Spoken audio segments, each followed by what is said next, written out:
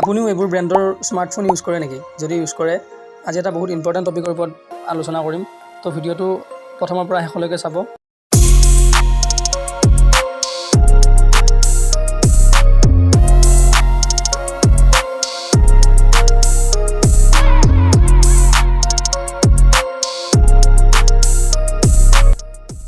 চাওক, আমি সকলোৱে জানো আমাৰ মোবাইলবোৰৰ পৰা কিছুমান ৰেডিয়েশ্যন ওলায় আৰু সেই ৰেডিয়েশ্যনবোৰ আমাৰ বডিত কিছু পৰিমাণে সোমাই যায়। তো আজি আমি তাৰ ওপৰত আলোচনা কৰিম যে ইয়াৰ উপায় কি, কেনেকৈ আপুনি ছাৰ ভেলুৰ পৰা বাচি থাকিব পাৰিব, ছাৰ ভেলু একচুৱেলি হয় কি, কিমানৰ পৰা কিমানৰ ভিতৰত ছাৰ ভেলু আপোনাৰ মোবাইলত থাকিলে আপোনাৰ মোবাইলটো ভাল হয়, আমি গোটেইখিনি আলোচনা কৰিম। প্ৰথমতে আমি জানো যে ছাৰ ভেলু মানে কি? স্পেচিফিক এবজৰ্পশ্যন ৰেট, মানে আপোনাৰ SAR।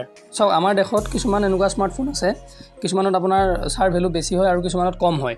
চাওক, ইণ্ডিয়াত আপোনাৰ ছাৰ ভেলুৰ লিমিট হ'ল 1.6 ৱাট পাৰ কেজি, আৰু বাহিৰত কিছুমান এনেকুৱা দেশ আছে আপোনাৰ জাৰ্মানীত 2 পাৰ কেজি পাৰ ৱাটত, US আপোনাৰ 1.6 হয়, ইণ্ডিয়াতো আমাৰ ছেমে হয় 1.6 পাৰ কেজি। ছাপ'জ আপুনি বহুত সময় কাৰোবাৰ লগত কথা পাতে, ধৰক আপুনি আপোনাৰ গাৰ্লফ্ৰেণ্ডৰ লগত কথা পাতে বা কাৰোবাৰ লগত আপুনি বহুত সময় কথা পাতে, ঘণ্টাৰ পিছত ঘণ্টা আপুনি কথা পাতে।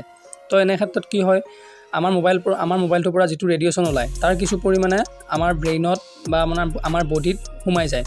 তো তেনে ক্ষেত্ৰত আপুনি অলপ সতৰ্ক হ'ব। আপোনাৰ মোবাইলটোৰ পৰা ওলোৱা যিখিনি ৰেডিয়েশ্যন হয়, সেই ৰেডিয়েশ্যনখিনি আমাৰ ব্ৰেইনত বা আমাৰ বডিয়ে যিখিনি এবজৰ্ভ কৰি লয়, সেইখিনিৰ পৰা আমাৰ হয়তো বহুতো ডাঙৰ বেমাৰ হ'ব পাৰে। গতিকে আপুনি অলপমান সাৱধান হৈ চলিব। আৰু যদি আপুনি বহুত সময় কথা পাতে, দেন আপুনি হেডফোন লৈ কথা পাতিব পাৰে।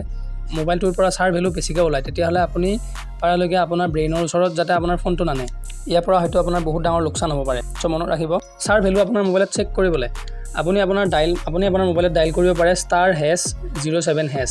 আপুনি *#07# ডাইল কৰিলে আপোনাৰ মোবাইলটোৰ ছাৰ ভেলু দেখা পাব। আপোনাৰ বডিৰ কাৰণে বেলেগকৈ দেখা পাব আৰু আপোনাৰ হেডৰ কাৰণে বেলেগকৈ দেখা পাব। দুটাৰ ভিতৰত যদি আপুনি 1.6 ৱাটৰ ওপৰত বেছি থাকে, তেতিয়াহ'লে আপুনি আপোনাৰ মোবাইলটো অতি সোনকালে চেঞ্জ কৰক।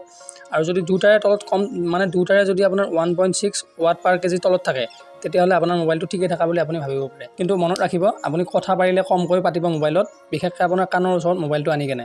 লগতে আৰু আপোনাক এটা কথা কৈ দিওঁ, আমাৰ ইণ্ডিয়াত যিবিলাক মোবাইল আছে, সেই মোবাইলবিলাকৰ ভিতৰত চবতকৈ আপোনাৰ কম ছাৰ ভেলু দেখা পোৱা মোবাইলটো হ'ল ছেমছাং মোবাইলত আপোনাৰ বহুত কম ছাৰ ভেলু থাকে, মানে আপোনাৰ 1.6টো নাথাকে, 1.6 ৱাট পাৰ কেজি বহুত তলত থাকে, 0.something কিবা তেনেকুৱা থাকে।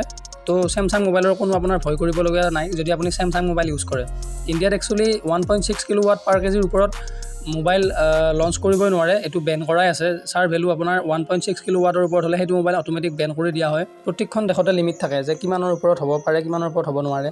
গতিকে আপুনি চেক কৰি থাকিব যে আপোনাৰ মোবাইলটোৰ ছাৰ ভেলু বেছি হয় নেকি। কেতিয়াবা বেছি হৈ যাব পাৰে যদি আপুনি বহুত কথা পাতে, যদি আপুনি ইণ্টাৰনেট ইউজ কৰে, তেনে ক্ষেত্ৰত আপুনি অলপ সাৱধান হ'ব। ৰাতি শুবৰ সময়ত আপুনি মোবাইলটো অলপ দূৰত থৈ কেনে হ'ব, যাতে আপোনাৰ ডাইৰেক্ট ব্ৰেইনৰ ওচৰত মোবাইলটো নাথাকে। যদি আপোনাৰ ডাইৰেক্ট মাথাটোৰ ওচৰত মোবাইলটো থাকে, তেতিয়াহ'লে ৰাতি যিখিনি ফোনটোৰ পৰা ৰেডিয়েশ্যন ওলাই থাকে, তাৰ কিছু পৰিমাণে আমাৰ এনভাইৰনমেণ্টৰ লগত মিলি যায় আৰু কিছু পৰিমাণ আপোনাৰ ব্ৰেইনে এবজৰ্ভ কৰি লয় বা আপোনাৰ বডিয়ে এবজৰ্ভ কৰি লয়। তো সেইখিনিৰ পৰা বহুত ডাঙৰ বেমাৰ হ'ব পাৰে। যদি বুজি পালে ছাৰ ভেলু কি হয়, তেনে আপুনি ভিডিঅ'টো লাইক কৰিব, চেনেলটো ছাবস্ক্ৰাইব কৰি ল'ব এনেকুৱা ধৰণৰ ভিডিঅ'সমূহ চাই থাকিবলৈ। Thank U.